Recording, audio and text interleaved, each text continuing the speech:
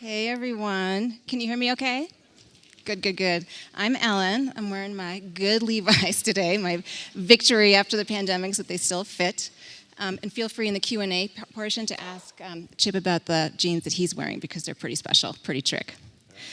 We're here to talk about leadership, specifically how the person in the top spot of very, very, very companies can and should play a powerful role in what leadership students like to call aligning business to broader social purpose. But for the rest of us, it's perhaps using their enormous resources and power and connections to save a broken, inequitable, and really divided world. So, Chip, this is the part where I say nice things about you, and you just have to relax and talk about and listen to it. Chip, as CEO, has been unusually vocal on some of the most pressing social issues of the day, even considering that you're the CEO of an unusually progressive brand. And I've been lucky enough, as a person who covers race and inclusive leadership, to follow you for a number of years now. Luckily for me, you write a lot, and you write well. You convene your peers in really interesting and powerful ways. And alongside him, we have become more fluent in the language of stakeholderism and watched him become increasingly focused on addressing what he calls structural racism in bold ways. And that's a term that's going to be meaningful in just a minute. All the while turning around a beloved but sputtering brand and taking it straight into a successful IPO, which sounds like a tremendous amount of work. But for me as a journalist, Chip, you really are a small but growing part of a number of CEOs who have embraced radical collaboration and radical transparency, and not just in data, but in the way that you think and the way that you think out loud, and particularly in the service of moral leadership and inclusive leadership. So I've been appreciated being going along on this journey with you, and thank you for inviting me to get out of the basement and back to Aspen. Well, thank you, Ellen, for being here, and it's a delight to be here with everyone. So I'm going to ask you to set the stage and frame the moment that we're in now. Is it a real moment? Is it a reckoning? And what's at stake if CEOs don't step up to this moment? But I would be remiss if I didn't ask how you and the company's doing and your employees. You know, retail is a beast on a sunny day, but after pandemic, it must be really challenging. How's everyone doing? Yeah, it's been, first of all, it's a delight to be here with all of you and have the opportunity to share. It's been a tough 15, 16 months. The pandemic has really had a big impact on retail, unless you were a lucky retailer who got to stay open during the pandemic. A year ago, almost to the day, we had our second quarter analyst call, and we reported that our revenues in the second quarter a year ago, which, or it was our, March, April, May, our revenues were down 67%. Yeah. We were last year about a $6 billion company. We expected to be about $6 billion. You know, there's a little bit of seasonality, but that's about $1.5 billion a quarter. We did less than $500 million of revenue in that quarter. It was brutal. And even today, you know, we're all here without our masks on, and things feel like they're slowly starting to return to normal in many parts of the United States, but I have stores still closed in many parts of the world. We have factories that are closed in many parts of the world. You know, the pandemic is still real, and it's still out there and still having an impact. Having said all of that, when the lockdown happened, we immediately prioritized first our employees and keeping our employees, especially the frontline employees, safe. And then the second thing we said was, we're going to come out of this a stronger company than we went into it. And little did I know everything that we were going to experience over the next 15 months or so with not just the global health crisis, economic crisis, racial reckoning, social reckoning, the spotlight of the pandemic on all of the inequities in this country in particular, and having to deal with all of that. But we are emerging from this pandemic a much stronger company. We're more profitable.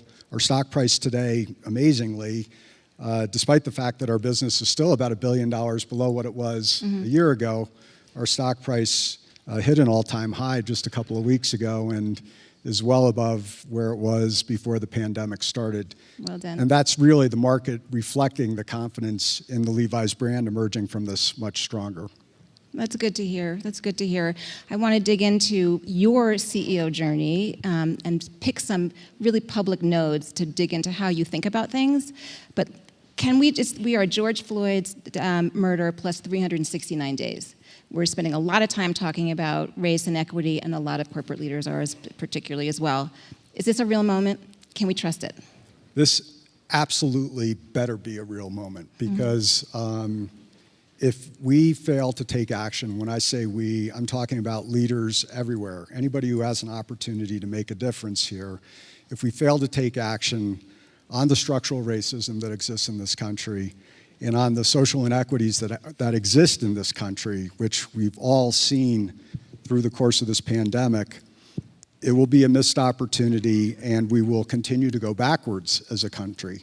And so I do believe personally that this is a meaningful moment. I've said if you fail to act as a leader, you're complicit in structural racism. So as CEO of a big company, for me it was a reckoning as well.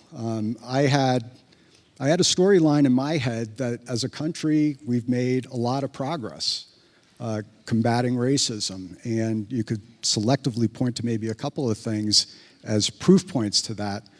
But the reality is, and it wasn't just George Floyd, it was the string of murders during the pandemic. So Ahmaud Arbery, Breonna Taylor, George Floyd.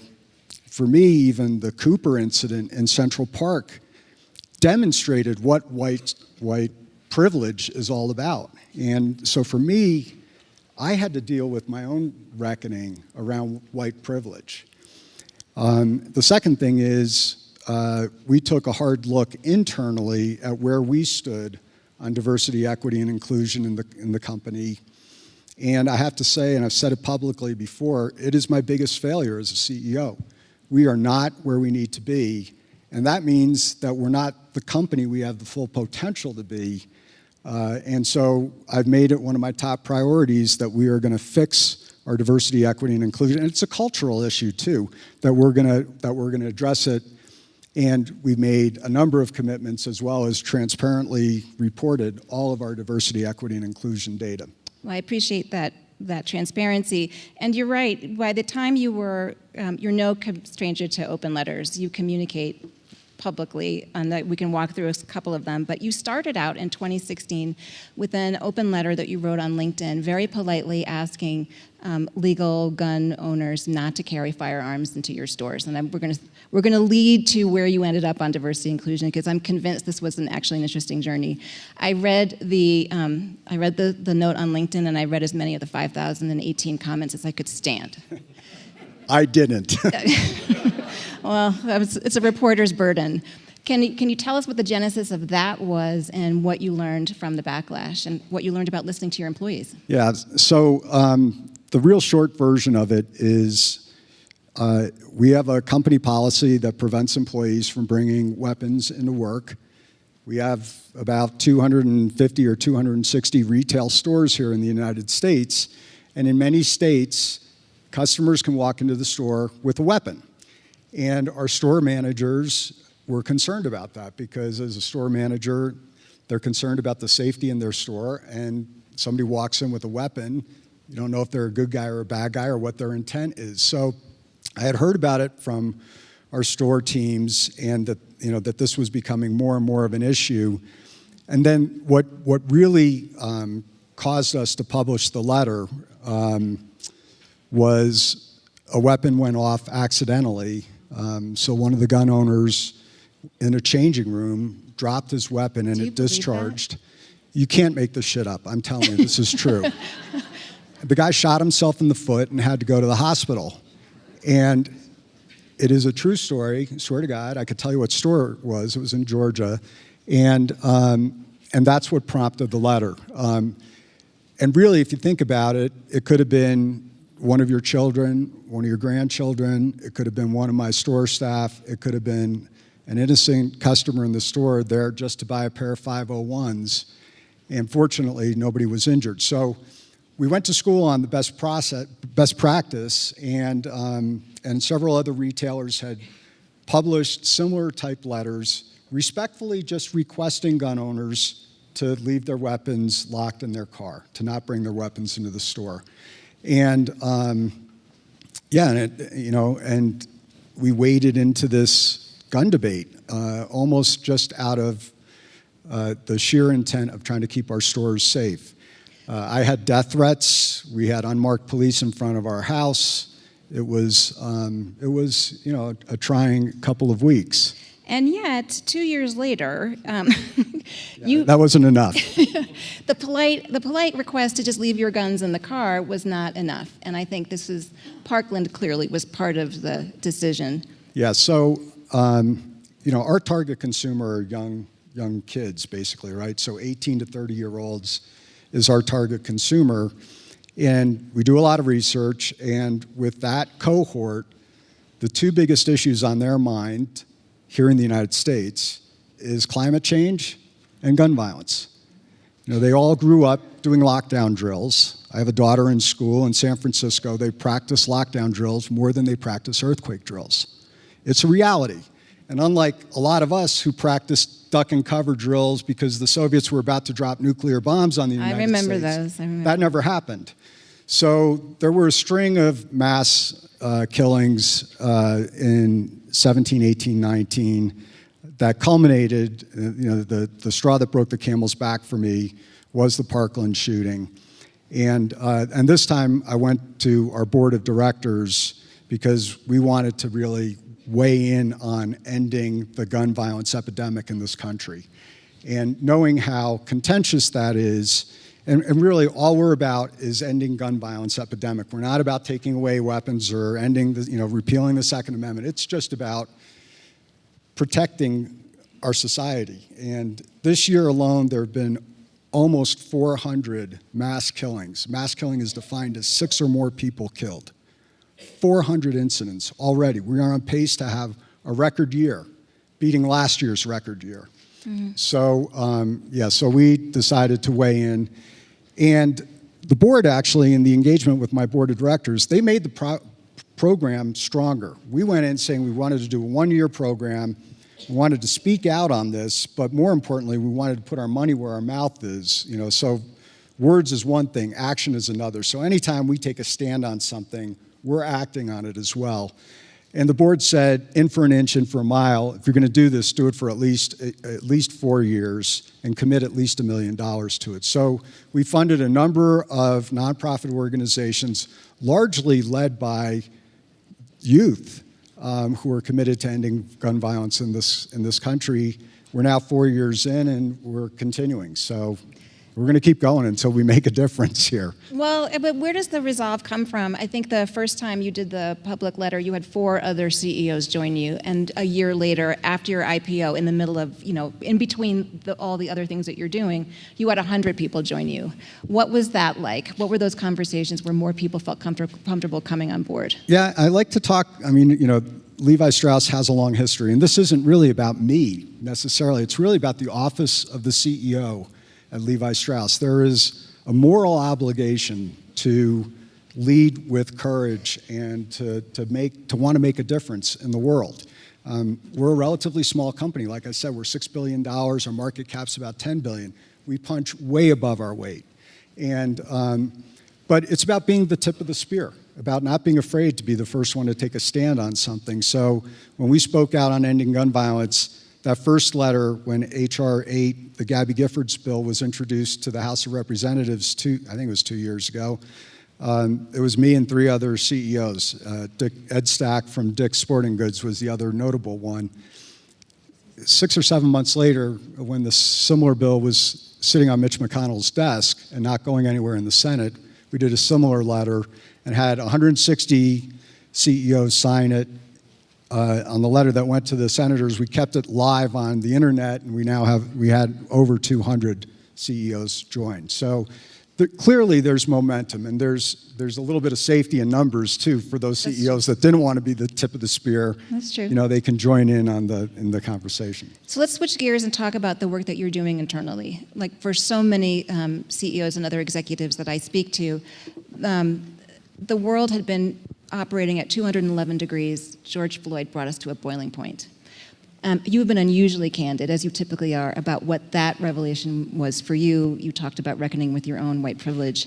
Could you talk about how you began to understand what was happening in your own company and what you decided to do about it? Yeah, so right after the George Floyd murder, we have employee resource groups, as many companies do, and we have a Black employee resource group, which is called Onyx, which has been a phenomenal organization. They've actually impacted our business in a positive way. We never used to do special product for Black History Month. They said we should do special product and collaborate with Black artists. So we've done that. So they've had real positive impact, not just culturally, but also from a business standpoint.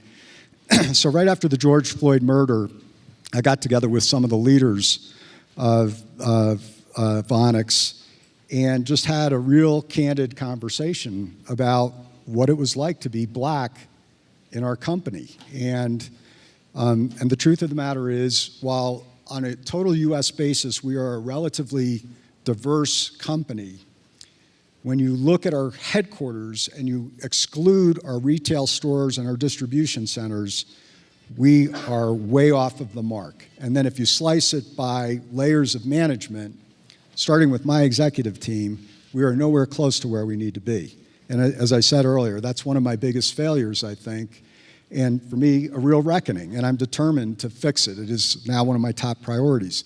But listening to these Black leaders talk about how difficult it is to live in San Francisco, the microaggressions that they faced inside the company, the challenges that they have looking up the company hierarchy and not seeing someone like them, it was gut, I mean, I'm getting goosebumps. It was gut-wrenching for me. It was like I was like, this is our company. This is not who we are.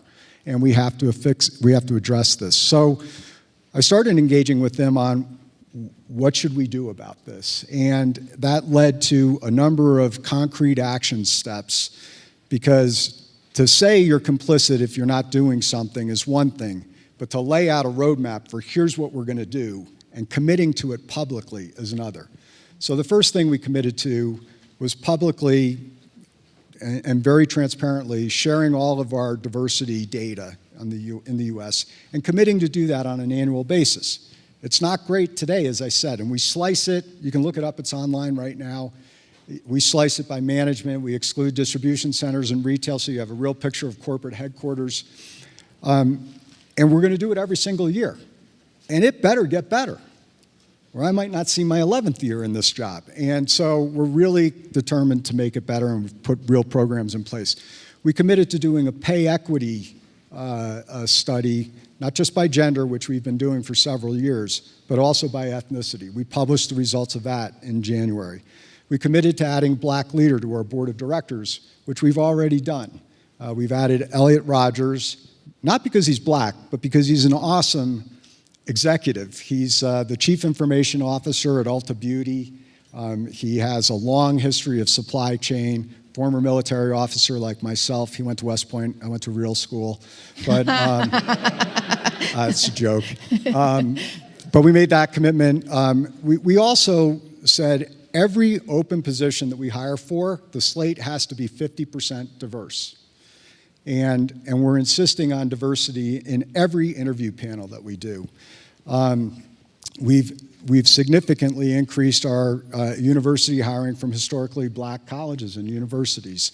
So a number of these programs have gone into place. We've also added an awesome hire, our Chief Diversity Officer, Elizabeth Morrison, who is, really my partner to bring a lot of these programs to life, and she's amazing. So if I had more time, I would ask you a million follow-ups on all of this. But I want to bring the work inside and outside together. I want to read from an astonishing op-ed that you published. You publish almost as much as I do, Chip. It's really incredible.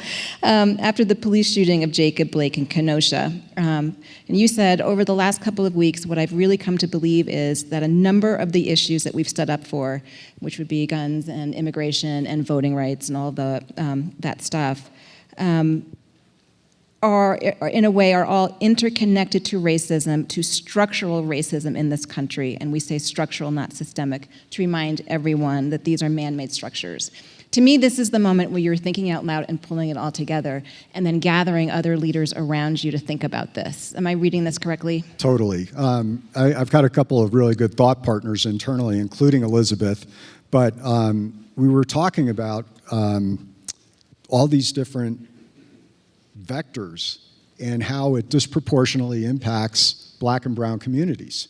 Gun violence disproportionately impacts Black and brown communities. We've been very active in getting the vote out. We led this coalition, had over 1,000 CEOs commit to giving their employees time off to vote because we're one of the only democracies in the world where election day falls on a work day. And I might be able to get out for a couple of hours to vote, but a lot of others can't. And so we led a coalition around that. But voter suppression disproportionately affects Black and brown communities. And now these laws that are working their way around 47 different states, 300 some odd laws, are all about suppressing votes from Black and brown. I mean, it's racism, and it moves us backwards decades. So gun violence, voter rights, it is all man-made structures, and it is intended to prolong white privilege. I mean, I'm just saying it as I see it. And these are man-made structures. That's why I think the word systemic racism is wrong. Weather is systemic. It's natural. It's Mother Nature. Yeah. These are man-made structures. So particularly for the cohort I spend a lot of time thinking about, which is the 500 largest company by revenue, they are filled in the C-suite and in the talent pipeline with majority culture people who have the privilege that you just described. How are you seeing that work evolve? Is it happening fast enough? And what do you see as the way forward for people to work together to begin to address some of the structural issues more effectively? Because if this is the moment, this is the moment. Well, yeah, exactly. I mean, so we are where we are as a company, and you know, I would encourage every CEO, if you haven't looked at your diversity data, you better do it right now, and slice it and dice it the way I suggested. You know, by level, by pay grade, by function, by business unit, and the reality is we are where we are because we have man-made structures internally that have created the ceiling that has prevented people of color to rise in the ranks to positions of leadership, and we have to break that. So we're now going and really understanding what are the systems and structures that are getting in the way. That's why we're insisting when we do an interview panel that half of the panel must be people of color. And sometimes our chief diversity officer is one of the interviewers. Right. No, I understand. Because, you know, it's for understanding. So, but we're not making progress nearly as fast as we need to. I'll say it that way. I think, you know, it's going to take a little bit of time, and it is about culture change, but there has to be a commitment that starts with, this is a business imperative. We're not doing it because we need a better culture or because we got to check the box on diversity. I fundamentally believe that the leaders of the company and people in the company need to reflect the consumers who are buying our product. And the Levi's brand is one of the most democratic brands in the world, one of the most iconic brands in the world. That's and right. We need to have representation of our consumer base at all levels of the company. So I want to end on our philosopher king question. Are there new kinds of leaders emerging? You're describing somebody who has to think out loud, who has to think about stakeholders and constituents in a whole new way, maybe even rank the order in which they care about them. We're spending so much time talking about stakeholder capitalism and how that's going to be successful and what we're going to measure for success. Our boards, you're a board chair. Our boards or other senior executives looking differently at their talent pipeline, looking for somebody that has this kind of fluency, cultural fluency. Yeah, I mean, the job of the CEO has gotten so much harder in the last couple of years, and I've always said CEOs have to manage the gray area. The problem is the gray area is expanded, you know, exponentially because of all these social and societal issues that we now are dealing with.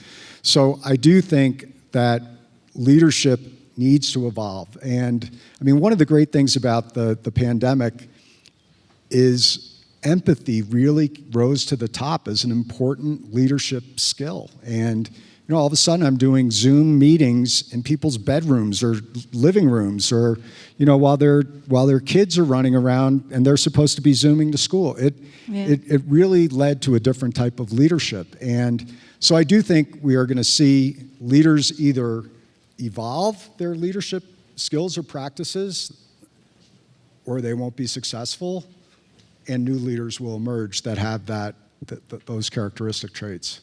All right, I gotta let you go, Chip. I can talk to you all day. Final thoughts on the way forward? Yeah, I guess I'll end where I started, which is I believe we are at a moment. And if we fail to capitalize on this moment in addressing some of the deepest issues that we have as a country, and if CEOs fail to capitalize on the moment in capitalizing on those issues internally as well, we've missed a big opportunity to make a big difference. Well, I appreciate you, and I appreciate you always taking my call. You met my cat on the last Zoom call, too, so that was a nice bonding moment, too. Chip Burke, thank you so much for being here, and thank you all for braving the weather.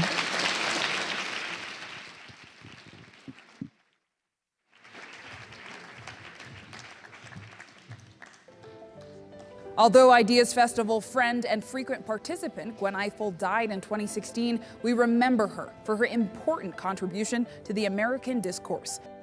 I struggle, not with my patriotism or my love of the country, but to figure out how can we get over the humps, not the conversations, not the round tables, but how do we see each other?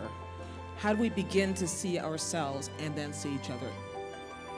After her passing, the Ifill Scholars Program was established to bring to the Ideas Festival young journalists who help to protect our democracy while seeking truth.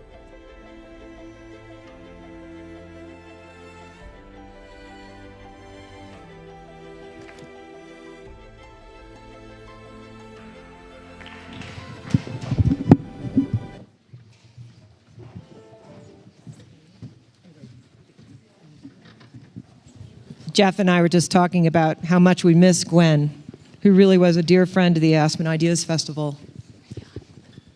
Maybe you found a stamp. The U.S. government printed a stamp in her honor, which was really remarkable, too.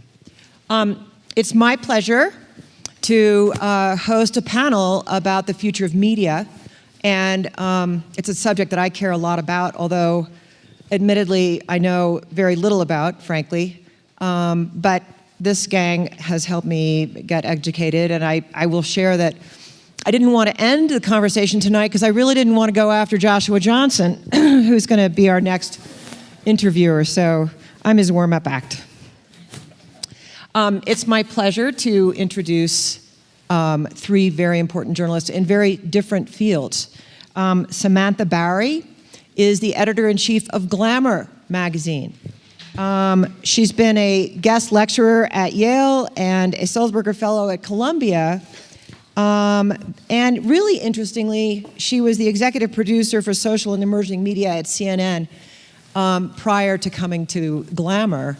She also told me today that ABC put her in Papua New Guinea for 2 years, and I'm thinking, gosh, ABC had a bureau in Papua New Guinea, and I looked at the fine print, and it was the Australian Broadcasting Corporation. So, Samantha, welcome. You are from where in Ireland? Cork. Haven't been Great. home in a while, though, Great. so fingers crossed this summer. Noah Oppenheim is known to many of you. He's the president of NBC News, where he's responsible for just about everything that's going on in the world of news, both at home and in terms of running bureaus across the world. But if you didn't read his bio in full, note that he's also a screenwriter who wrote the film Jackie and co-wrote Maze Runner. And why are you still doing what you're doing? That sounds like a lot more fun. Great question. Yeah. Okay, and Jeff Goldberg, nobody needs to be introduced to. That's not fair. But I will say, Say something nice. Come on. I will say, Jeff, that somebody had the very good sense to make you editor of the year, and also give you awards for your national magazine reporting. And as you know, Jeff has brought some of the most remarkable interviews to our stage over the last many years that we've been working together. And if it rains again, will you do that Moses quote again? Okay, all right, okay. So we're going to talk a little bit about the future of media. Part of it's going to do with issues of trust, but I want to start out by talking about the business model, which is changing sort of quite dramatically. So we're going to drill down into that topic. Samantha, I want to just ask you and start with this. Glamour is a long-standing, highly regarded publication by Condé Nast, if you're not familiar with where it sits in the world of publications, historically focused on fashion, beauty, and very ad-driven. Very ad-driven. So, But your world and your publication are changing, and you shared some things today about your revenue model, which shocked me. I just wonder if you could chat about that a little bit. of course, so for those of you that aren't, not all of you are Glamour readers, I can see looking out, but it's been around since 1939, right? It's one of the original women's titles. Its first tagline was for Glamour of Hollywood, but in the 40s, when the world went to war and women flooded the workplace, it changed its tagline pretty quickly for the girl with the job.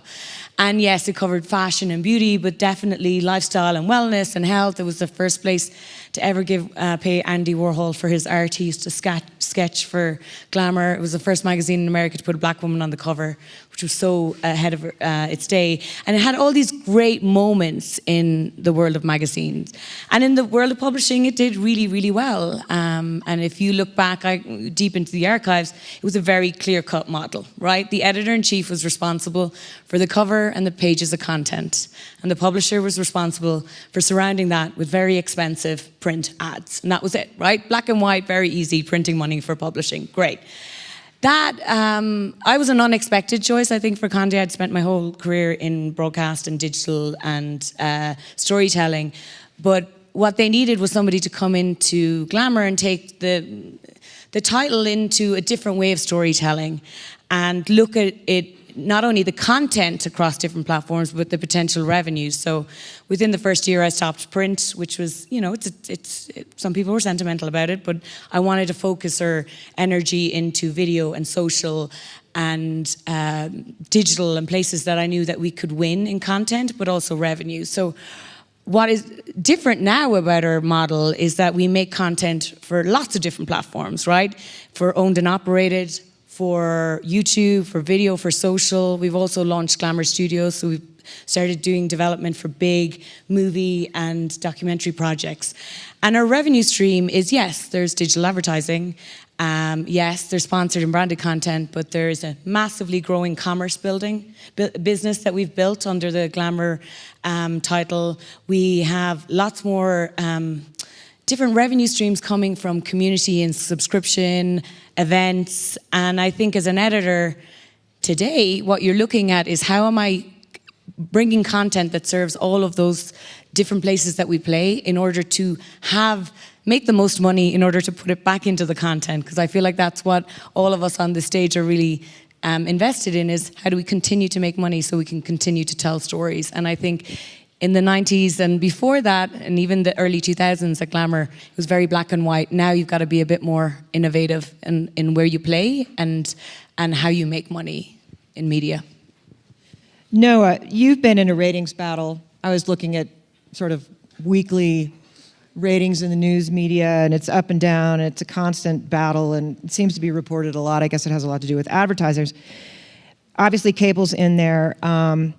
You're diversifying and targeting your markets, but in this sort of always-on digital soundbite media consumption, what wins the day for NBC News, NBC Nightly News, NBC and its affiliates? What drives your success? Well, I think what drives our success is when we can offer people something that they don't already know. I mean, we live in a world where sort of basic news and information is somewhat commodified, and by the time you get to 6:30 at night when Lester Holt comes on, you probably, if you're interested in the world, have a vague understanding of what's happened during the day. And so it's imperative each and every night that we offer people some new angle on the news of the day, some kind of analysis that they hadn't thought of before. We platform a voice they hadn't heard before. It's about giving the audience that additional value and insight into the world around them. For us, it's also about clinging, frankly, to the increasingly besieged model of traditional, objective, middle-of-the-road journalism. It's very easy to attract eyeballs if you're in the business of reinforcing people's pre-existing biases and making them feel good about the things they already believe. It's a lot harder to attract eyeballs when sometimes you're challenging those preconceptions and biases. We believe deeply in that mission. We believe it's critical to the health of our democracy and of our society. And so what we're trying to do is say, we're a legacy media company in the best sense of that word. We are omni-channel in the way that Sam was describing. We're trying to meet consumers on all the platforms where they seek news, but we're very old-fashioned and proudly legacy when it comes to upholding the traditional standards of journalism and trying to speak to the broadest possible audience, ideologically speaking. That's interesting. Okay, so Jeff, one thing that's really surprised me about your revenue model is that it's shifted so significantly to subscriptions.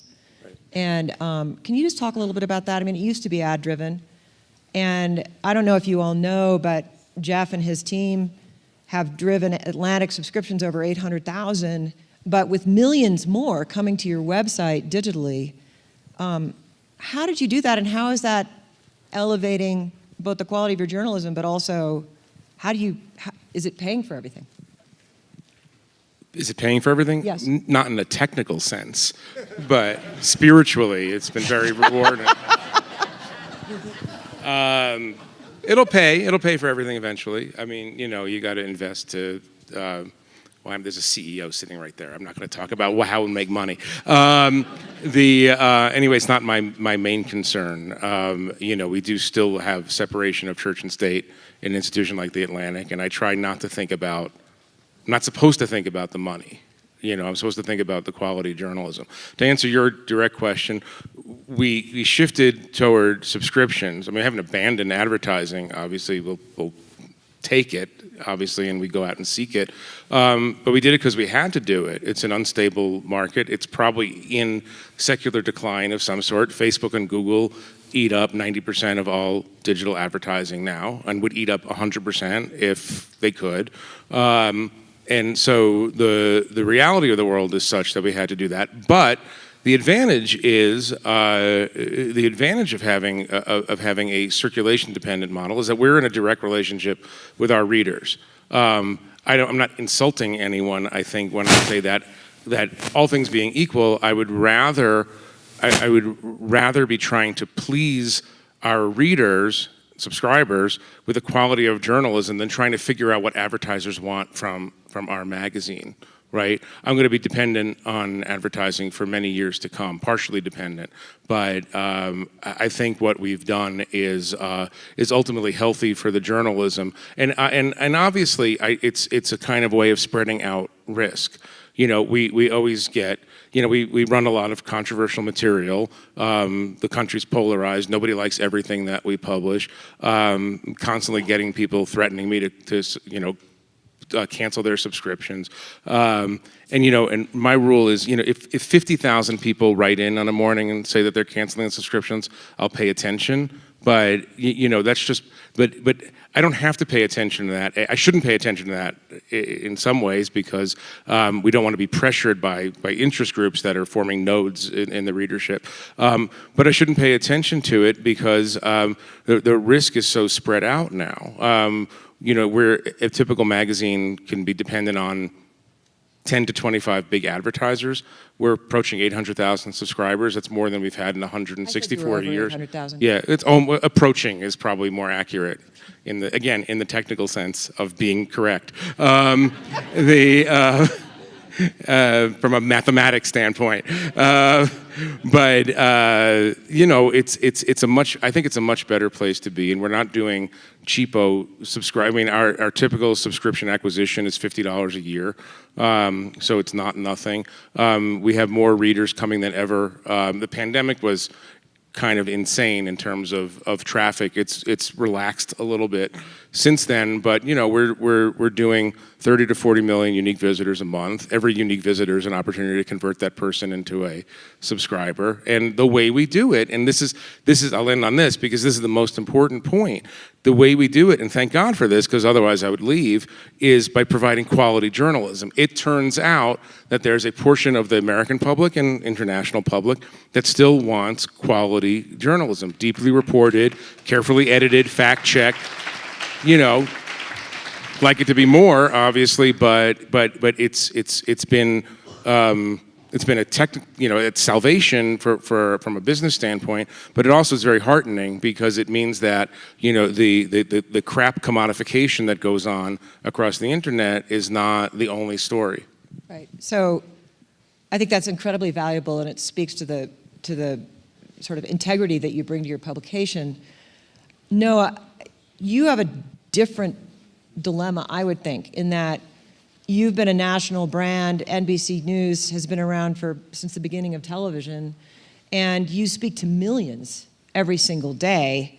And now everybody's consuming their news in their own way, and they're curating their own news feeds. And especially as we all need to cultivate younger audiences. How do you think about audience cultivation in the future when, you know, you wake up to your Twitter feed, which might have a blurb from NBC or your competitor, or you look at Facebook and it's got, you know, somebody telling you a story that they thought they heard on the Washington Post, and then how do you target new audiences with all that you have to accomplish? Sure. Well, I think there's two ways we do it. We think about it both in terms of the platform that we're reaching the audience on, and we think about how do we tell the story in a way that's going to most resonate with that particular consumer. So, for instance, we were one of the first news brands to have a show on Snapchat. We do a show called Stay Tuned on Snapchat. The average age of the person consuming NBC News via that show is in their teens and tweens. Those people, I can assure you, are not watching Meet the Press or the evening news. But we're reaching them there, and we're doing it via particularly visual and fast-paced style of storytelling, but it's still grounded, again, in those same traditional principles that Jeff was referencing of just fact-checked, reliable, objective, edited journalism. You know, we have two streaming platforms, NBC News Now and Today All Day, for people who don't watch television or don't have cable subscriptions, but want the news and information that we provide. And the sensibility that you will find on each of those platforms is slightly different. The kind of people presenting the news on those platforms is slightly different, but again, at the core of it are still those old-fashioned journalistic principles. So we try to be everywhere where people of various ages and backgrounds are looking for news and information, and we try to reach them via storytelling, means that are going to most connect with them. That makes a lot of sense. Sam, I want to ask you a more specific question that's pertinent to your own audience, which is women, largely women. I learned today that 20% of Glamour's audience is actually men, but given that the concept of beauty is changing, especially among younger people, how do we define beauty now, and how do we talk about it, and how do we show it? Sort of, how do you reach different audiences? Sam shared with me that 60% of American women are now plus 14. That is not the image that we have of somebody who's on the cover of Glamour or Vogue or Self or Shape or anything else, for example. And yet plus-sized women are only 2% seen in the media. And how do you address that? How do you reconcile this concept of beauty and health and wellness with a population that's larger than it was 10 years ago, 15 years ago, physically larger? I think we've moved away, at least I know at Glamour, we've moved away from this super aspirational version of beauty or style. And what we're seeing from our audience is they want to see themselves represented, right? So 60% of women in America are over a size 12, I think. And they're only representative in 2% of the media that we see. And that's everybody from a contributor on NBC to who they see in movies, who they see in posters, what they see in Times Square. Like, that is a massive disparity. And in a lot of, what we have done at Glamour is we need to include women in everything we see. So I remember walking in the door, not coming from from a fashion background, and meeting a lot of the designers in my first couple of months, and I made them a promise. I was like, if you extend your sizes, I will give you coverage, because I know what size the Glamour reader is, and you're not making clothes for her. And so I made a blanket promise, and I think ended up having about 20 fashion houses or designers come back to us and making good on that promise, because they came back and extended their sizes and wanted coverage. But it's really about, I think, a lot of, especially when you're talking about young millennials and Gen Zs, they want to see themselves represented. We did, one of our biggest pieces last year was on hair discrimination in the US. And on the Crown Act, and we did an amazing cover. And in that, we had to do a mea culpa, because I went into the archives and I saw some of the things that Glamour had written in the 90s and the early 2000s about natural hair and how to style your hair, and it was not okay. It was definitely not woke. It was just diving into being an advocate for making sure women across the world of America aren't discriminated against for whatever their natural beauty is. We had to say, hold our hands up, and we're like, we made a mistake in the past. But I think here's the interesting thing, because these guys talked about content reaching people. What I'm seeing as well with their audience is even the things they share, they want the values of the media companies that they share to be aligned with how they identify themselves. And if that is inclusive and accessible, that's the type of content that they want to share across the world of beauty or style or all of those places, or NBC News. I think it's interesting to watch digital habits with people, how what they share is really, I think, much more of an extension of who they see themselves as. So interesting. All right, we don't have that much more time, so I do want to get into the question of trust. And this is a big issue, as you all know, and we've seen over the last several years these references to fake news and enemy of the people, and a massive shift in trust, not only with the media, but with government is an all-time low in terms of trust. The Edelman Trust Barometer measures trust across a lot of sectors. And Chip, I didn't get a chance to ask you a question, but the trust in business is at an all-time high. And trust in CEOs, and interestingly, trust in the media that an employer gives to their employees is more trusted than say, other media, so newsletters and so forth that comes within a company to each of us is more trusted than a lot of what people see out in the marketplace. And I found that very interesting. So the statistics suggest that news organizations are seen as biased to a degree not seen maybe ever. 59% of respondents feel journalists and reporters are purposely trying to mislead by serving up gross exaggeration or false information. And 59% of the respondents to the survey also believe that most news organizations are more concerned with supporting an ideology or political position than informing the public. And yet, subscriptions are up for The Atlantic, for The New York Times, for The Economist. I mean, people are paying for media, I would think, more than they ever have. And certainly, now you have Peacock, and I realize that might be more entertainment driven, but people are now paying for media, which is a little bit, if you so don't really trust it, why are you buying it? I think that's an interesting question. So Jeff, this seems like a disconnect. Obviously people trust you or they wouldn't subscribe. So you talk about quality media. You also said to us earlier today that when we met, that your goal is not to be popular, that the role of journalists isn't to be popular. That's not what you're here for. So can you talk a little bit about sort of this subscriptions going up, lack of trust in the media in general, you're not supposed to be popular. How do I put that all together? A couple of points. I'll try to go in some sort of linear way. Yeah, to that point, of course we're not supposed to be popular. We're supposed to present the truth, however we come to the truth. And if people like it, fine. If they don't like it, also fine. We're supposed to present a diversity of opinions. I mean, not everyone is supposed to. There are some magazines, newspapers that are frankly ideological, television networks too, and they're not trying to promote a diversity of opinion or thought. They're trying to get one message across. That's okay. That's their model. But popularity isn't. Respect would be a good metric rather than popularity, I think.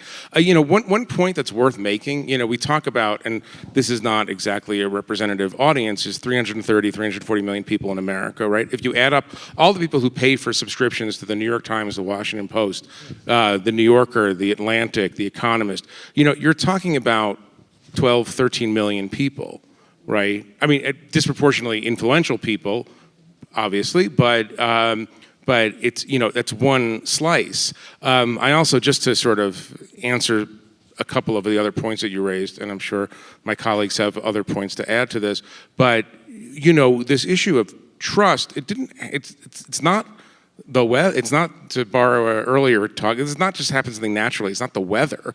This is not a natural phenomenon. There have been large and important organizations in America that have been poisoning the minds of Americans about the media very deliberately. I'm thinking about Fox News in particular.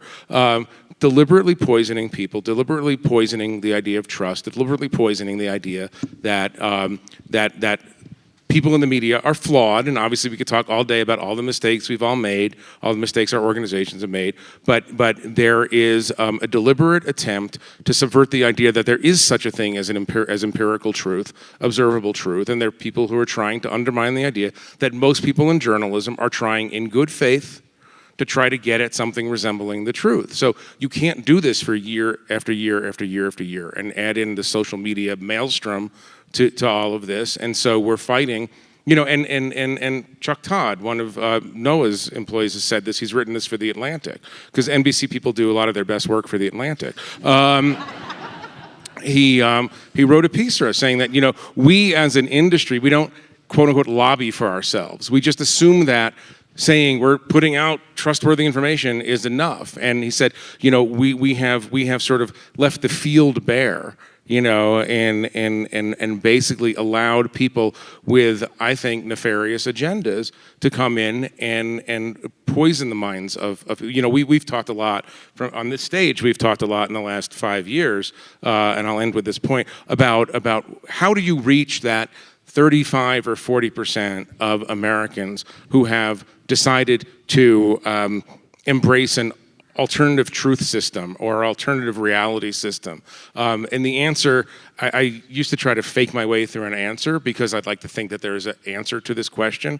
I'm not sure there necessarily is. I'm not sure that any one organization can figure that out. I think we're in an incredibly dangerous moment when you have 30 or 40%, at least, of the country that is completely impervious to what we would think of as enlightenment values of empirical truth, of using observation and rationality and reason to deduce what is real and what is not. So these are much larger problems. And so what you're seeing there, in surveys is the end product, the end result of a very, very, very long process, often deliberate, to make people not believe that the thing that they're seeing is actually real.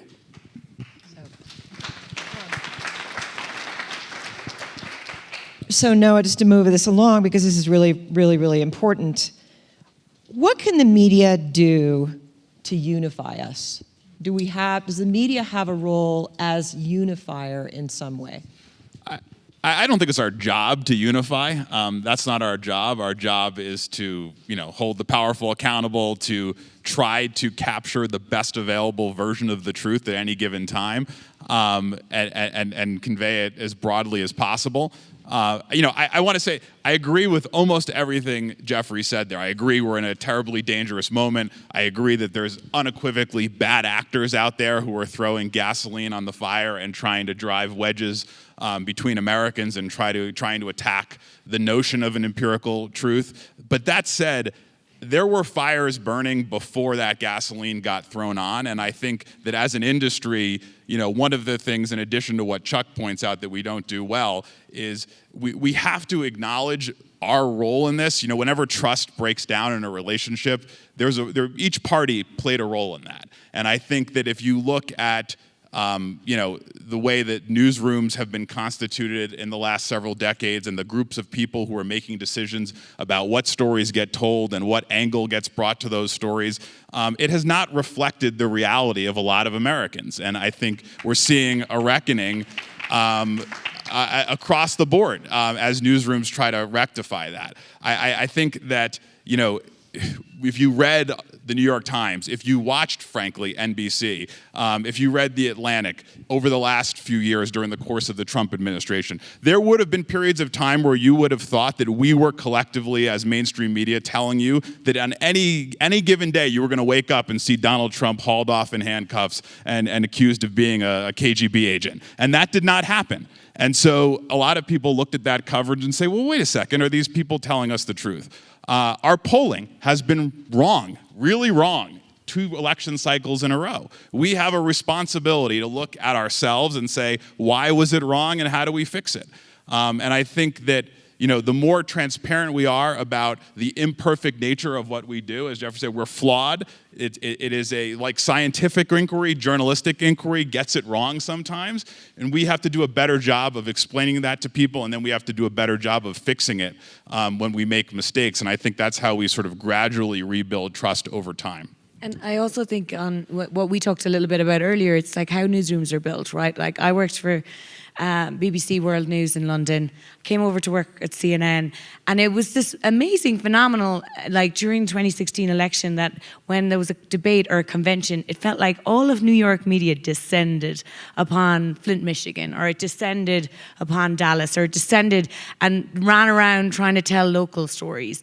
And I think we were chatting earlier about the fact that newsrooms and media organizations have to be set up where there are people in those places telling those stories from all different types of diversity, including, I think, one of the worst cases of inequality in American newsrooms is socioeconomic diversity. Because to Jeff's point, nobody goes into journalism for the money, and so there's a lot of quite wealthy kids that come in at low-paid journalism jobs and they work their way up, and you're not seeing kind of that pipeline of different socioeconomic groups getting into newsrooms in America. Mm-hmm. And then COVID has offered an opportunity. I mean, because remote work has become more widely accepted, we're going out, we're hiring reporters in communities around the country and saying to them, we're picking up a lot of this great talent that's been left behind by the collapse of local journalism, mm-hmm. and rather than move them to New York, LA, or Washington, we're saying, stay in the communities that you live in and report on the reality around you from there. I mean, just to add on to that, this is probably the most important and positive development for media is this diversification. I mean, between probably like half the journalists who work for us live within the same 4 neighborhoods in Brooklyn right now, and that's not healthy. Mm-hmm. That is just not, because they reinforce everything that the other one thinks, and so we absolutely do have that problem, and we're fixing it. The pandemic has, unfortunately, we needed a pandemic to help us start fixing it, but it's fixing. Which answers, I think, begins to answer Gwen Eifel's question that she asked in our video, which is, how do we see each other? Perhaps we see each other better if we're actually in each other's communities, as opposed to ivory towers in select cities and newsrooms that aren't that connected to people across the country, no matter what political spectrum they're in. Thank you all very, very much for coming. I really appreciate it.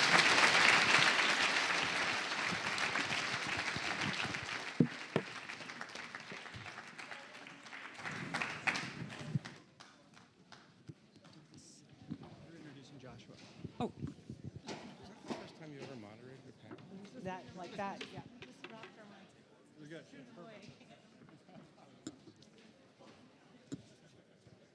Okay, now it's my pleasure to introduce, where is he? Joshua Johnson. Are you coming up? All right. Joshua and Sherry Turkle, will you join us, please? And I will let you introduce Sherry, who gave a book talk today about her book. I don't know if that was a good segue to questions of empathy and how we have empathy for our colleagues around the country, but welcome to our stage.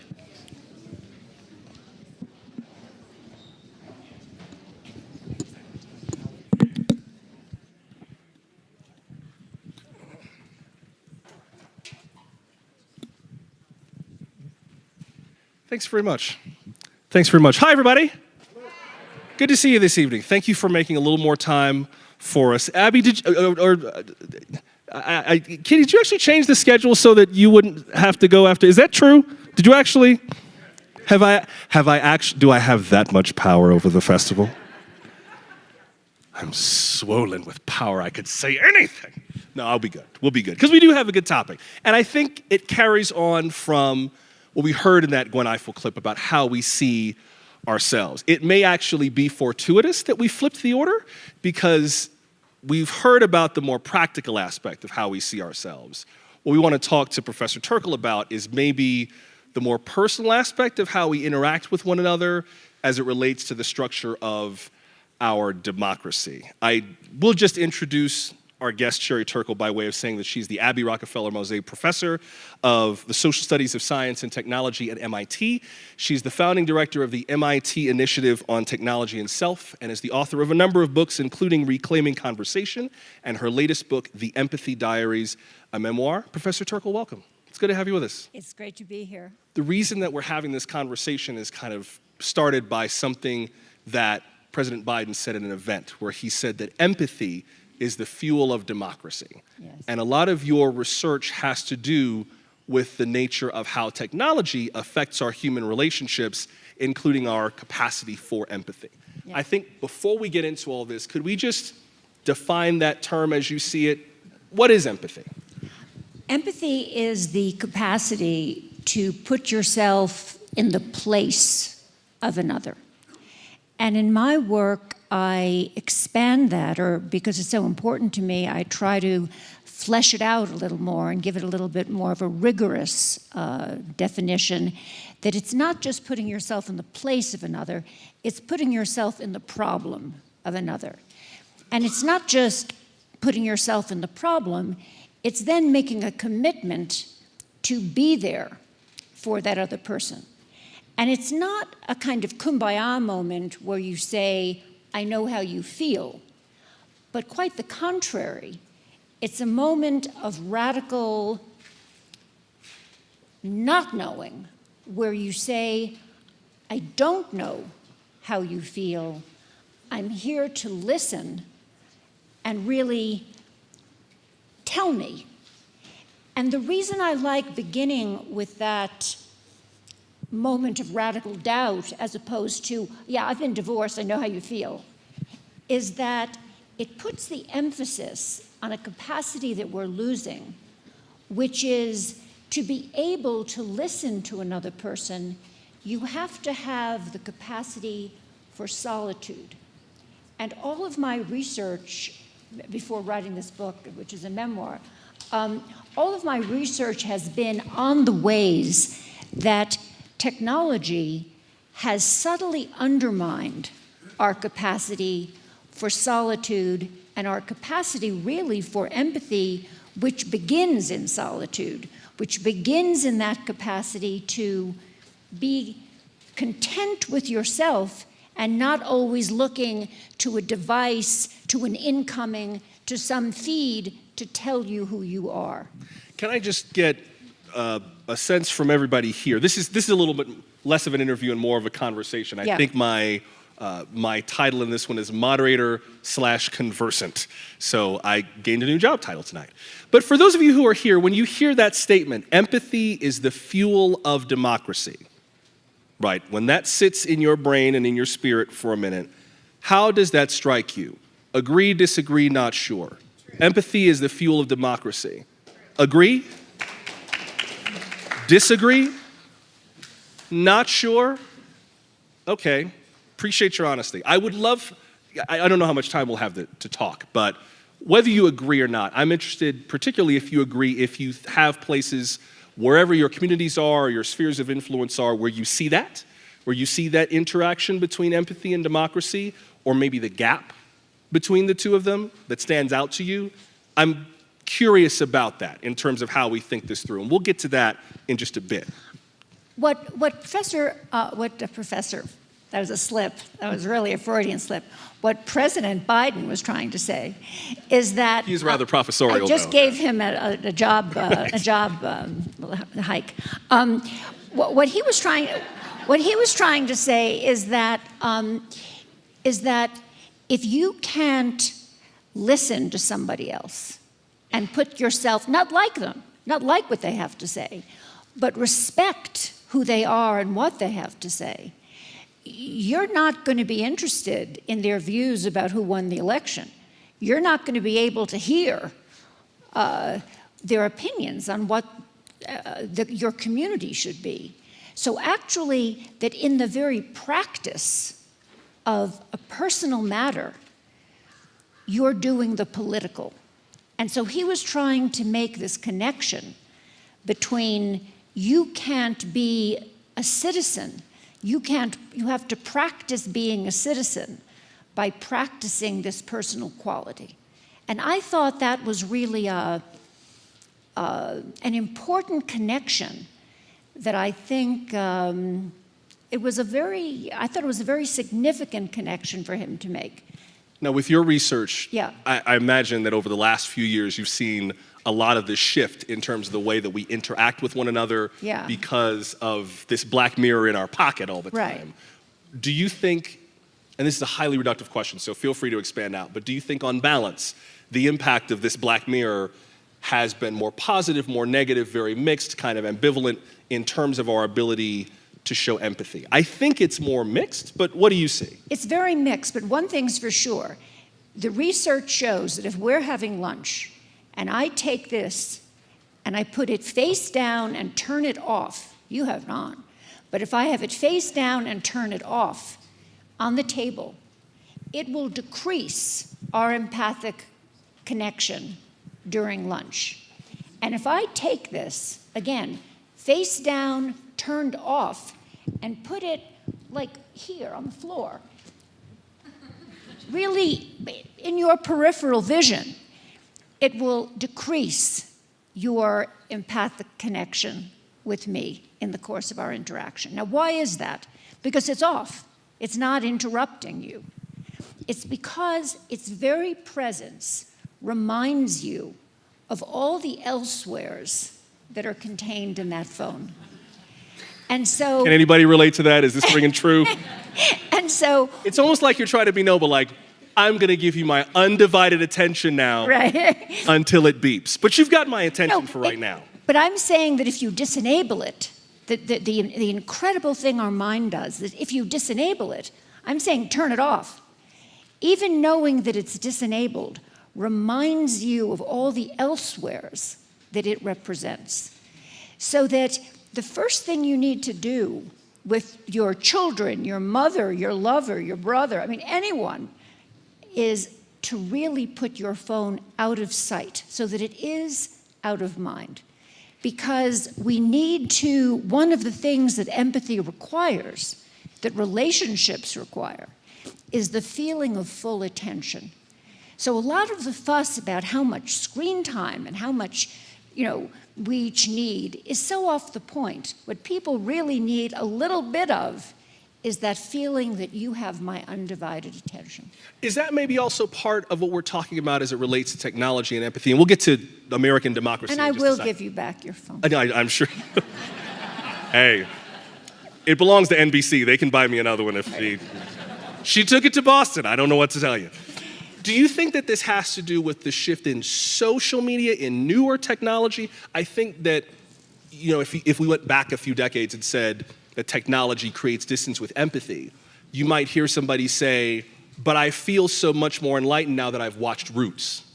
Or I feel so very different now that I've seen Schindler's List. Like different kinds of technology for storytelling feel like they maybe have lost that empathic quality as they've become more niche, as they become more tailored and less collective? Well, I think the story of empathy and technology is very complex because I think that even now there are aspects of social media that increase empathy. There are ways in which we connect on social media communities that can increase our empathic connection. I'm talking about very specific practices with social media that can undermine empathy. That's why it's so important to study this in detail and not get confused by general principles about how much screen time our children should have. Because it really isn't about screen screen time. It's about how you're using your technology and whether the way you're using it is specifically undermining your empathic capacity. It turns out that that certain uses of dividing attention, I would say using technology to divide attention in face-to-face interactions, where you're always looking elsewhere instead of at the person you're trying to interact with, is really the most corrosive. I appreciate you starting with technology, because I feel like the way we use technology now shapes the democracy in dramatic ways, whether it's what we watch on television or what we share on social media. It's kind of inextricable in the conversation right now. With regard to that statement, empathy is the fuel of technology. We heard, I think... Democracy. I'm sorry, empathy is the fuel of democracy. It's definitely not the fuel of technology. If it was, this would be a whole different session. We got, I think, mostly agree, some disagree, quite a few who weren't quite sure. How do you see that statement? Empathy is the fuel of democracy. I think it was a very powerful statement, because right now we're having so much difficulty. We're facing this chasm of almost disbelief in how we are going to talk to. We know that there are citizens in our country who, I mean, it was so eloquently put, live in a parallel universe. And so many of us don't know how we can even begin a conversation at Thanksgiving. And I think that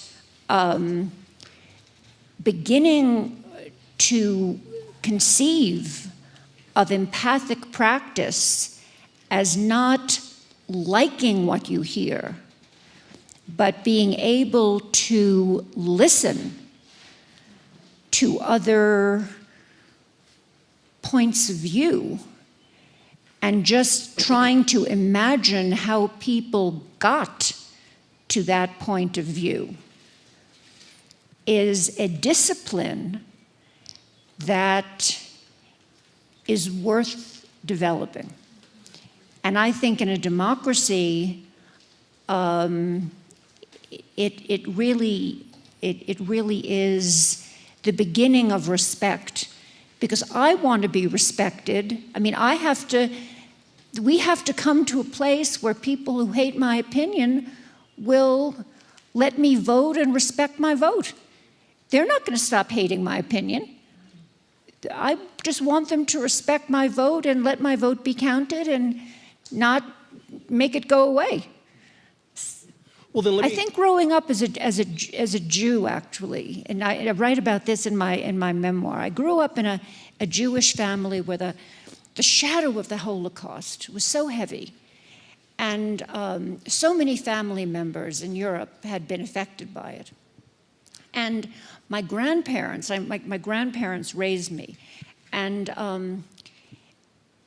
I was made to understand that people didn't have to like us. They had to allow us to live. And they had to obey the law and allow us to live. And that's why we were in America. That it didn't have to be what they felt in their deepest heart. It had to be their respect for us as human beings, obeying the law and allowing us to live our lives. And I think that that is really what we're trying to get back to here. Allow us to vote, respect people as human beings, understand where different people are coming from, and allow people to live according to the rules of this country. And I think that empathy for people as human beings with their individual stories is where that starts. I want to poke at some of the edges of this, and I think part of what got me with the statement, empathy is the fuel of democracy, is that if empathy, I'll say this bluntly and then I'll elaborate. If empathy is the fuel of democracy, then black folks have never been in a democracy. because we haven't gotten that kind of empathy from the society and yet have found ways to advance ourselves societally. I think that maybe mutuality is the fuel of democracy, because you can be empathetic with someone that you never invite to your house and that you would not want to date your daughter. You can be empathetic with them from over there. But you don't have to like me to help pass a bill that's in my interest, right? You can say, this will get me reelected. And I know I'm being cynical about this, but we know how this democracy works. You can just say, this is a bill that'll get me reelected. It'll get me votes with the right constituencies. Maybe it's the sign of the times, the way the wind is blowing. This is what the kids are talking about on TikTok. Sure, I'll support this bill with no idea who I am. But you find a mutual interest. And so your need politically gets met, and my need as a human being gets met, and the wheels of democracy continue to turn. I feel like there are ways that it works in this country that don't require us to really care that much about one another to get things done, and yet we still get things done. Maybe that's a good thing, because then we're asking people to make an emotional leap that they're not ready to make, but we can make progress in the meantime. Does that make sense? That makes a lot of sense to me, and maybe that's why I brought the story back to my experience growing up in a Jewish household where I don't think my grandparents felt that the people who were tolerating them in the neighborhood liked them. I think that my definition of empathy includes a kind of respect for you as a human being that sort of encompasses what you just were talking about. Yeah. I'd love to hear, we've got a few minutes left, and if there's a mic we can move around. If that statement, empathy is the fuel of democracy, if where you are in the sphere of influence that you're in, if that rings true, if you see that in your work, in your community, at work, in a way that might be illuminating for the rest of us, I'd love to hear from you, and we'll see if we can move a microphone around. You raised your hand yesterday. I recognize you. You asked a question yesterday. You can't be asking all the questions in my session, sir. That's not allowed. Okay, well, we will get you a microphone. If anybody else would like to speak before that gentleman, because he's going for the A+ in the class, and we can't have that happen. Not at all, not at all. Just to level set and bring the audience back to the theme, how do you define democracy? Professor, how do you define democracy? Good question. I think that just one. I think that President Biden. I mean, I'm trying to take this in the terms that he was using. I think he was really trying to get people to focus on these voting laws, of just really respecting that other people have a right to vote, and in your community there are going to be differences of opinion, and you can't get anything done unless you will respect that other people have a right to opinion. You don't have to like it. You have to see them as human beings in your community with opinions that you need to have. They have a right to exist, and they have a right to cast their vote and be respected. So I think that the reason I'm so glad you made that comment about sort of, look, let's bring this down to a less high level of what needs to happen, is that I think he was trying to define the lowest common denominator to live within a community where people will respect each other's being. And I think that's what and I think the internet can undermine that, because on the internet, there's so much abuse slung, and when you start to get called on it, you hang up. But here's the crazy thing about that, and I'd love to hear from more of you if you'd like to keep moving the mic around. Let's get the mic to this gentleman right here, and then to you, ma'am. But while we're moving the microphone, I think, to your point about the internet, my experience, and this is the conversant part of my job, I guess, tonight, has been so different with social media as a person who works as a national broadcaster. I used to host a show on NPR before I started working for NBC, and when I was hosting 1A, we would constantly ask people for emails and tweets and Facebook posts and to share their stories. And even now that I have left NPR and joined NBC, the conversations I have with people are still lovely. They're wonderful. The American people are such wonderful people. I get treated with so much kindness and compassion and thoughtfulness, and people will write and tell me what they like about the show as well as what they don't like. They joke. They're very silly people. You're very silly people. But I have a lovely relationship with my audience. And I think, for me at least, it reinforces what I learned at NPR. And part of the reason I wanted to join NBC was to see if what we created on 1A could only exist in NPR space, or if there was something inherent to our democracy that would support it. I'm here to report to you today it's not about NPR. It's you. The American people will rise to whatever bar you set for them. I have never been disappointed by our audience, ever. Never. Although I do think that one piece of the comment from the president rings super true from the live events we used to do on 1A. We traveled the country all the time. I used to travel like once a month to different cities. And we used to do live events in all these different cities. And I would go out and speak to them and explain, we're gonna tape the show. If you have your cell phone on, please mute it, please turn it off. And before we started taping, I always said something to the audience to the effect of, I probably don't need to tell you this, but I'm going to say it anyway. And we're talking audience of like 400, 500, 600 people, 1,000 people. I probably don't need to tell you this, but I need to say it anyway. We really want to have the most robust conversation we can. And our job is to make sure the American people hear what you have to say. So please keep this event positive. If you hear something you agree with, you can clap. This is the library. If you hear something funny, of course you can laugh. But if you hear something you disagree with, your silence speaks volumes. It's much more powerful than booing. Because nothing plays worse on the radio than negativity. And if this show gets too negative, our audience will turn it off. And there will be nothing I can do to bring them back. And it will not be my fault. It will be your fault. My job is to make sure everyone here is treated with respect, and I'll do that. But you're driving. If you turn our audience away, they're gone. And this night is wasted. So please, no booing, no hissing, no heckling. That's my rule. Agreed? And for all the live shows we did, we never had a problem once. Every single show went well. The only complaint we got is they wanted us to serve refreshments after the shows because they wanted to stay and keep talking.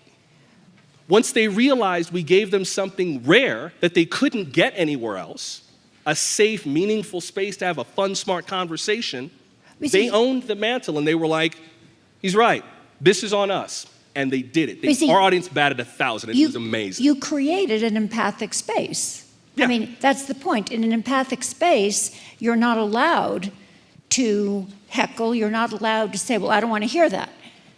Oh, you're allowed, but it's on you. It's your job now. It's not my job. It's not my job to police your behavior. I have now told you what is at stake if you screw this up. Yeah. There's nothing I can do. You're all adults, be adults. And they were. And it was amazing. Yeah. It was absolutely amazing. Well, in my opinion, what you created was a space in which people were called to be empathic with each other. And I think that's why you succeeded.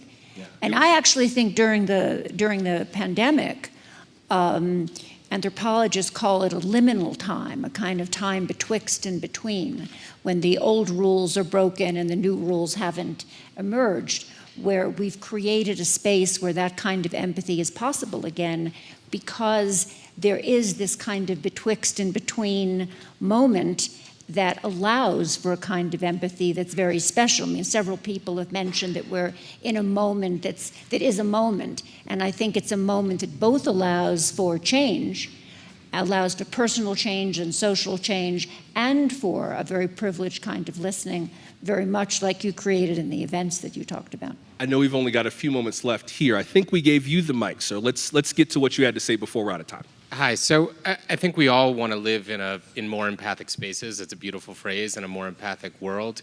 My question is, thinking about empathy driving democracy in the way that President Biden intended it, particularly around voting rights, how do we square this desire for maximal empathy with constituencies that are actively working to undermine our democracy and take those rights away from people? Well, we don't square. I mean, the point is that we live in a world where we need to acknowledge that not everybody is working for the same world. And I think it's much, the honest thing is to acknowledge that we're not living in a kumbaya moment. I thought that's what I liked about his. This was a Memorial Day speech, and he didn't use it as a moment to say we're all coming together.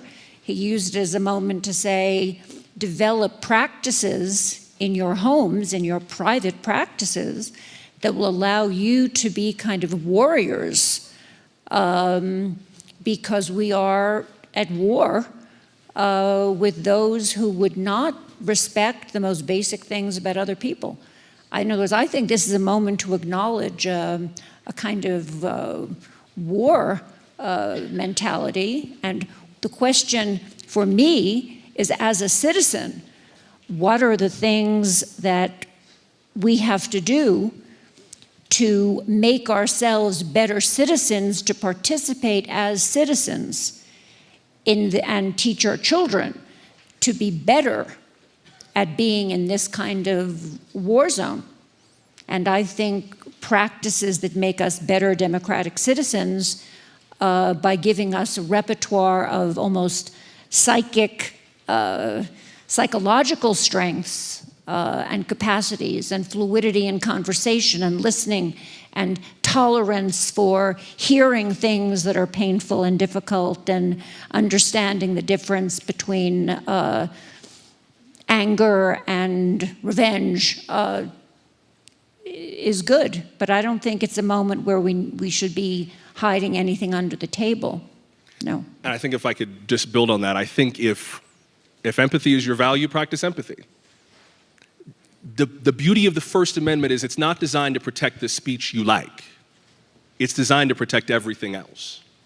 That's the point of democracy. Democracy, I said this on my very first time on this stage at the festival, democracy is a contact sport and everyone gets bruises, even the winners. You're not supposed to go through this democracy unscathed. You're supposed to get in. You're supposed to get bruised. It's supposed to hurt, because the easy path is to smooth away dissent and disagreement and diversity, and we all just march to the same drum. That's what it looks like when democracy fails.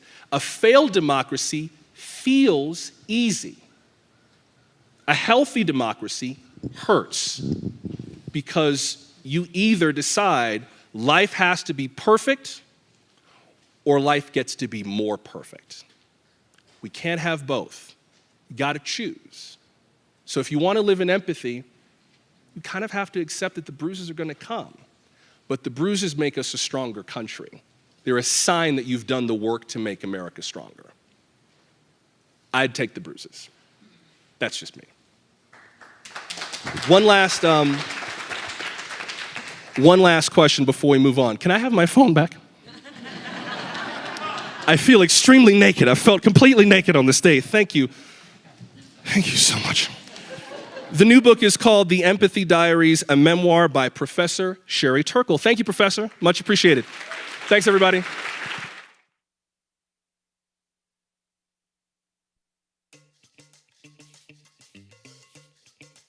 Festival participants have been enthralled, entertained, and enthused by Jon Batiste since he first surprised attendees in the Benedict Music Tent with his melodica during the summer of 2014, or when he was on stage with Wynton Marsalis discussing the history of jazz. Hear the difference? Make you want to shake your butt. Although the last year and a half has been challenging, Batiste's creativity continued to inspire. He took to the streets to uplift frontline workers and fight for social justice. Thank y'all for coming out and supporting humanity and justice. His album We Are was widely received and celebrated, and his score for the Pixar movie Soul was recognized with a Golden Globe and an Academy Award. Much love, much light to you. I love you even if I don't know you. Later on. We are looking forward to welcoming friends like Jon back to campus. Nobody's telling you what to play. You just getting up there and you create. And if you can take that into other areas of your life, I think you live a healthier life. What a wonderful world. What a wonderful world.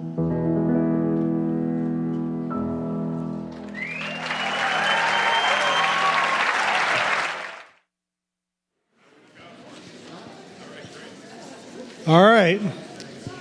So, I've had the privilege of introducing a lot of people to you at Ideas Festivals over the years, but I have the distinct privilege of introducing to you one of my best friends, Dustin Yellen. I'm friends with Dustin really for three reasons. Number one, he is the sweetest guy in the world. And his amount of empathy, to use the word from the past panel, is just unsurpassed.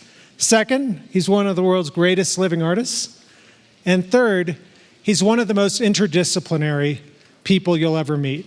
His entire life's work is bringing back the marriage of the arts and sciences.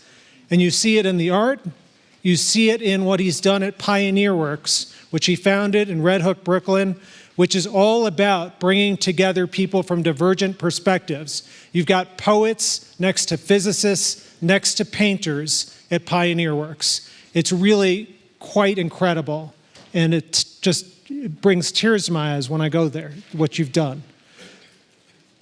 He's also really represents what this festival is all about, the breaking down of silos, the relentless pursuit of knowledge, and looking at things in new ways and presenting them in new ways. So, without further ado, I give you Dustin Yellen.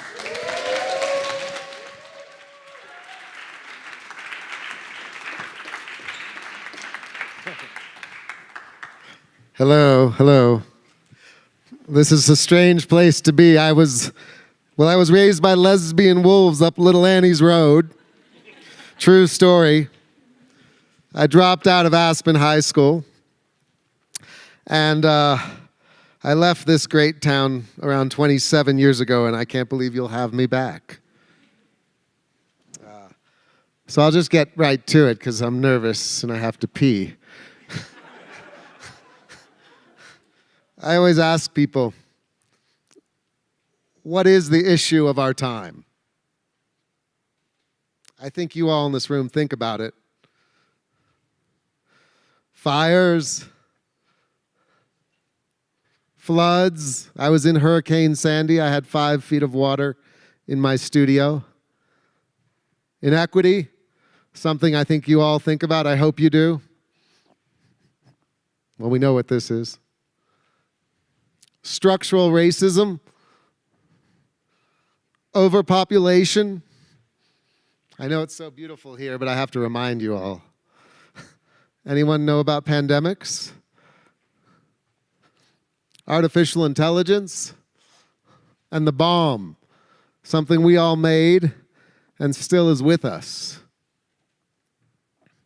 From governance to ecology, we tell ourselves tales. Yet it seems as though many have lost the plot. And while things seem delicate at the moment, I do believe that the real crisis is one of imagination. So we need to tell new stories, right, Noah? We need more and other authors. And we need to tell this story together, but differently, so we can learn from one another. This is a story that I made recently. It took about 20,000 hours. It's called The Politics of Eternity. It reads from left to right. On the left, you have the future, where you have one-eyed astronauts going through the mountain to build a futuristic city, a rocket, a hyperloop, and a particle accelerator. Exactly where the particle accelerator exists in the future, in the very same place in the past, you have a cave of minerals. The past is inhabited by animal-headed humans that are extracting those minerals, carrying them through the mountain to build a totemic antenna to the gods, which is the same scale and the same spot as that rocket in the future. Underneath the ocean, in the past, is group Sisyphus. We're under the ocean. Those animals are pushing a boulder to capture a sea monster who's eating the boats. That same moment is happening in the future underneath the ocean, but it's astronauts pushing a machine to capture data that's coming out of the sea. And everything in the future, like that tree growing, is growing in the same place in the past. Or the field of mushrooms on that cliff mirrored by a field of lights. Or the satellites by the moon, by the dinosaurs by the sun. And past and future are represented by fluid dynamics falling into the present, where we have Mars, the god of war, and a supertanker sinking in the sea, which I'll tell you about later. It weighs about 10,000 pounds in 7 sections, sort of like a weird Frozen movie. It's just made like this, super simple. I'm basically drawing on windows. Not very fancy. Anybody been to Xi'an? Cool, me too. So I'm making my own army. It's called Psychogeographies. This is in this place in New York called Lincoln Center where people dance.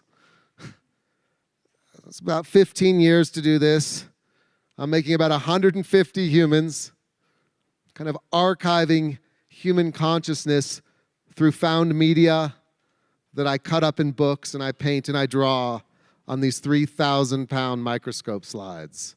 I think I'm on about 117 now. And hopefully before I die, I'll get to bring a bunch of them together in some weird public places where people can go see them for free. This little kid's looking at another sculpture of the whole world melting and the ocean falling off the edge of the world. Are stories merely interpretive, or do they make real change? What happens when description is played against prescription? This is something I just made where, I'll just show you. That's like the, facial recognition to identify endangered animals. It's a free artwork. When you find the endangered animal and look away and look back, it's frozen. And once you find 10, the whole world burns up and drowns. It's a happy thing. You can download it on the App Store, the Android. It's a free thing. I like democratic artworks. I like to make art free. There's a cool rocket going to space. That's NASA made this sun. It's a 10-year time lapse. And if you go underwater, there's an octopus. As our habitats collapse, we need to envision a new house of being. One in which access to tools, ideas, and most of all, a place where different minds, like you all, are placed together and left to collide and spark off of each other. Like medicine, and we learned about some good medicines yesterday. In public health, this house should not merely provide a remedy for the ills of society. Instead, it could model a preventative and progressive other system that builds the conditions to achieve that which we all thought was impossible. So I used the money from my art, and I got this box of bricks that was filled with pigeons. And we slowly, over time, fixed it up. People would come to my studio and I'd say, if you get this piece of art, we've got water heaters. This one, windows. And it took about a decade to get where we are, which is pretty cool. We have exhibitions. We have incredible science programs led by Jana Levin, an astrophysicist tenured up at Columbia University. We're building New York's first public free observatory to teach kids how to remove their ceiling and how to dream and how to build. Lots of music. Do you guys like the Lumineers? We just had them play. And we had 5 Bon Iver shows in a row. Lots of music. I love music. A lot of technology, AR, AI chatbots. We have an interdisciplinary residency program, so if a painter comes, we like to push them out of their comfort zones so they get access to all these tools. They can make a record. They could build an AI chatbot. We have 3D printers. We're kind of like a free liberal arts school meets a museum, meets a community center. So which operating system needs an update? Does anybody have any ideas? Perhaps education, how we learn. I know as a high school dropout that I needed a lot of help. And I learned from all the smart people I met when I moved to New York. And they were all different, doing different things. Filmmakers and writers and physicists, executives. So transdisciplinarity is something that I am completely inspired by. In fact, our mission is very simple. It's to build community through the arts and sciences to create an open and inspired world. Super simple, right? So we ask ourselves about the soul. Does anybody like this writer? I love poetry. Anybody know Rebecca Ellison? Auden? Come on. All right. Anyways, dream no small dreams because they have no power to move the hearts. Which brings me to a little project where I'm taking something like this. Does anybody know what this is? An oil tanker. Yes, doctor. It's a very large ship. So I've been working with a group of people, mostly engineers and architects, to figure out how to take the boat and lift it up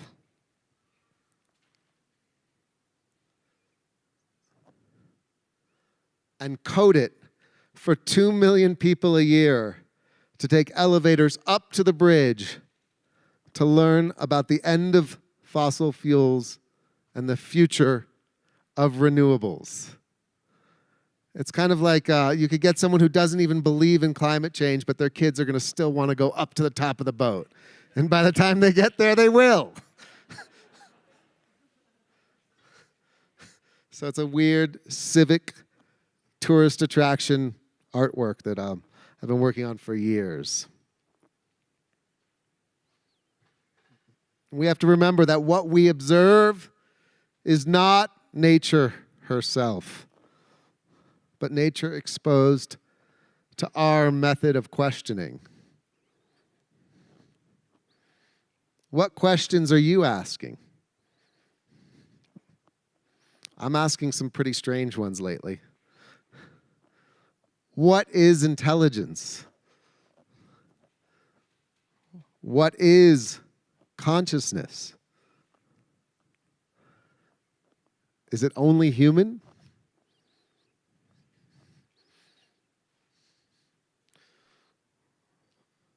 Anybody know what this is? This is slime mold. Mapping out how we're going to build tunnels in the Tokyo railroad system. What's it start to look like? Looks like a brain. Interesting you say that. Perhaps it is a network, like the internet, or the mycelial networks, or those trees outside,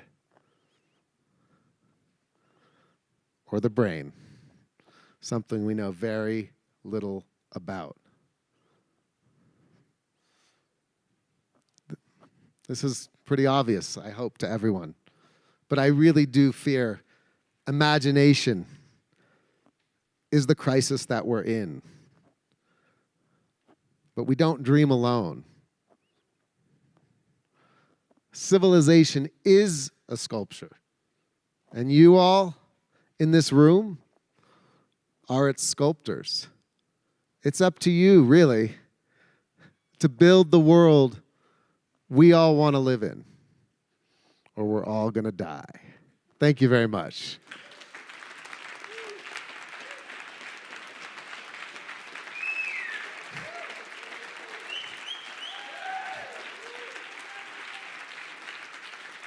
Anybody have any questions?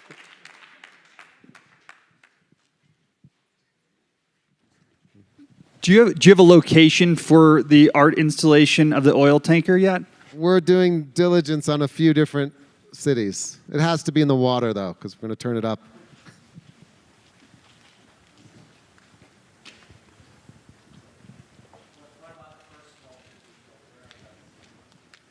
Brooklyn. I mean, some of them, they're all over the world. There's a few of them here in this nice town. I'm having an exhibition at this nice museum in town. They're being real nice to me. So you guys can go there in a couple of years and see it.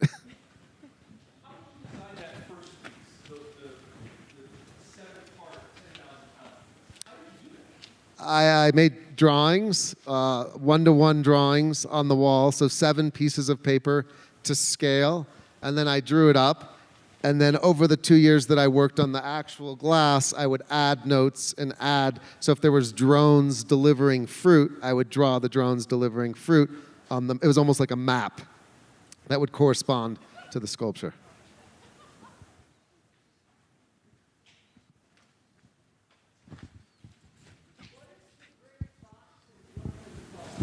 Great question. It's called Pioneer Works, named after Pioneer Ironworks, which was built right after the Civil War. And that's the building we inhabited and retrofitted to build this cultural center.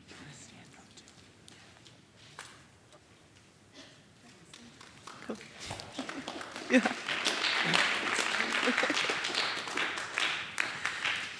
Oh, we got somebody. Yeah. What do you see as the role of the natural world in your creative process?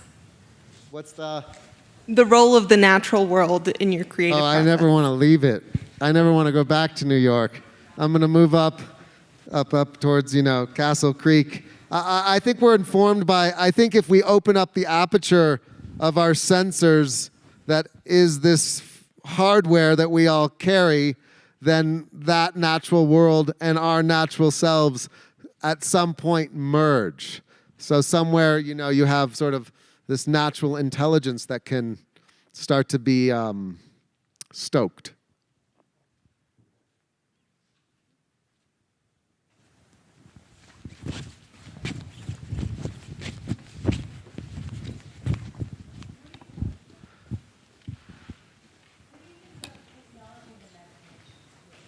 Another really incredible tool if it's used responsibly. So I am a fan of technology. I think we could probably figure out how to desalinate our oceans efficiently. I think we could figure out how to farm. I think we could figure out a lot of incredible things if we use those tools. And that comes back to how we relate to each other, because if not, we could use technology to just take out the species quickly.